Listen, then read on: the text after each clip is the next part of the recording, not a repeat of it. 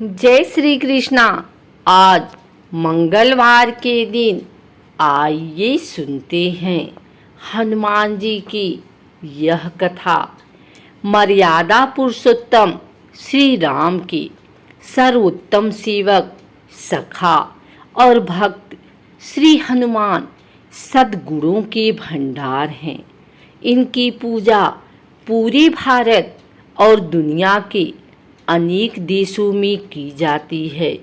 श्री हनुमान के परंपराक्रमी सेवा मूर्ति स्वरूप से तो सभी परिचित हैं, लेकिन वह ज्ञानियों में भी अग्रगण्य हैं। वह अतुलित बल के स्वामी हैं। उनके अंग वज्र के समान कठोर एवं शक्तिशाली हैं।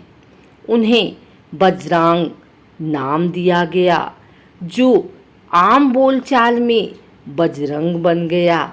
बजरंगबली केवल गदाधारी महाबली ही नहीं, बल्कि विलक्षण और बहुआयामी मानसिक और प्रखर बौद्धिक गुणों के अद्भुत धनी भी हैं। रामकाज अर्थात अच्छे कार्य के लिए वह सदैव तत्पर रहते हैं। वह राम सेवा अर्थात सात्विक सेवा के शिखर पुरुष ही नहीं थे, बल्कि अनंत आयामी व्यक्तित्व विकास का महाआकाश हैं। विवेक, ज्ञान, बल, पराक्रम, संयम, सेवा, समर्पण, नेतृत्व, संपन्नता आदि विलक्षण गुणों के धनी होने के बावजूद उनमें रत्ती भर अहंकार नहीं था। हनुमान सामाजिक समन्वय और विकास के अग्रदूत हैं। वह योद्धा के रूप में पवनगति के स्वामी है, बल्कि वह सुशासित राम राज्य के पुरोधा और कुल पुरोहित भी हैं। मान्यता है कि पवन पुत्र हनुमान जी का जन्म मंगलवार के दिन हुआ था, जिस कारण मंगलवार के दिन उनकी विशेष पूजा अर्चना करने का विधान है। चिरंजीवी हनुमान को पवन पुत्र कहा गया है। एक बार हनुमान जी को सुलाकर माता अंजनी गृह कार्य में व्यस्त हो गई। तभी हनुमान जी की नींद खुल गई तथा भूख से व्याकुल हो सूर्य को मीठा फल समझकर उन्होंने उन्हें अपने मुख में भर लिया। उस समय ग्रहण चल रहा था। सूर्य की यह गति भांपते हुए राहु ने देवराज इंद्र के पास जाकर उन्हें सारा वृतांत सुनाया।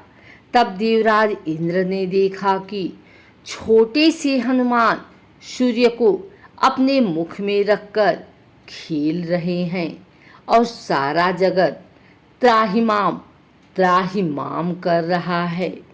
उसी समय हनुमान जी की दृष्टि इंद्र की ओर गई और उसे भी फल समझकर खाने लगे। इंद्र ने हनुमान जी को अपनी ओर आता देख उन पर वज्र से प्रहार किया। वज्र के प्रहार से सूर्य हनुमान जी के मुख से आजाद हो गए और हनुमान जी मूर्छित होकर गिर पड़े। तभी वायुदेव ने वायु की गति रोक दी, जिस कारण सारे जगत में वायु संचार बंद हो गया और सभी जीव मृत्यु को प्राप्त होने लगे।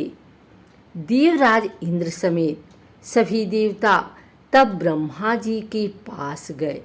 तत्पश्चात ब्रह्मा सहित सभी देवताओं ने वायुदेव के पास जाकर उनसे विनती की कि वायु का संचार प्रारंभ करें तथा सभी हनुमान जी को बलबुद्धि और चिरंजीवी होने का आशीर्वाद प्रदान करें। हनुमान जी की मूर्छा समाप्त हुई और सृष्टि में नव संचार होने से मानव सहित सभी जीवों की रक्षा हुई। एक और कथा के अनुसार हनुमान जी और तुलसीदास में कब, कहाँ और कैसे मुलाकात हुई। सिय राम मैं सब जग जानी, करहु प्रणाम जोरी जुग पानी। अर्थात सब में राम हैं और हमें उनको हाथ जोड़कर प्रणाम करना चाहिए। यह लिखने के उपरांत तुलसीदास जब अपने गांव की तरफ जा रहे थे तो किसी बच्चे ने आवाज दी, महात्मा जी उधर से मत जाओ, बैल गुस्से में है और अपने लाल वस्त्र भी पहन रखा है। तुलसीदास ने विचार किया कि कल का बच्चा हमें उपदेश दे रहा है, अभी तो लिखा था कि सब में राम है। मैं उस बैल को प्रणाम करूंगा और चला जाऊंगा। पर जैसे ही वे आगे बढ़े, बैल ने उन्हें मारा और वे गिर पड़े।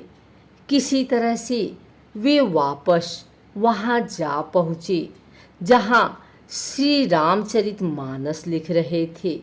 सीधे चौपाई पकड़ी और जैसे ही उसे फाड़ने जा रहे थे कि श्री हनुमान जी ने प्रकट होकर कहा, तुलसीदास जी ये क्या कर रहे हो।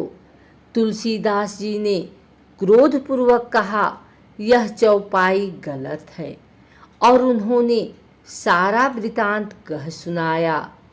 हनुमान जी ने मुस्कुराकर कहा, चौपाई तो एकदम सही है। आपने बैल में तो भगवान को देखा, पर बच्चे में क्यों नहीं। आखिर उसमें भी तो भगवान थे। वे तो आपको रोक रहे थे, पर आप ही नहीं माने। तुलसीदास जी को एक बार और चित्रकूट पर श्री राम ने दर्शन दिए थे। तब तोता बनकर हनुमान जी ने दोहा पढ़ा था, चित्रकूट की घाट पर भई संतन की भीड़, तुलसीदास चंदन घिसें तिलक करें रघुबीर। अगर आपको हमारी वीडियो अच्छी लगी हो तो इसे लाइक करें, कमेंट करें, शेयर करें।